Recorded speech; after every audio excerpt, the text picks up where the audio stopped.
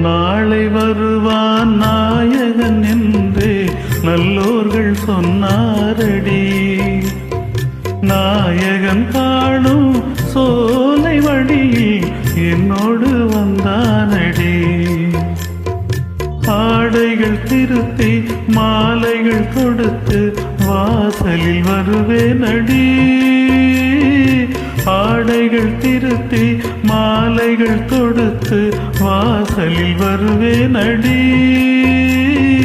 மன்னவன் என்னை மார்பில் தழுவி வாழ்வென சொல்வானடி. வாழ்வென சொல்வானடி.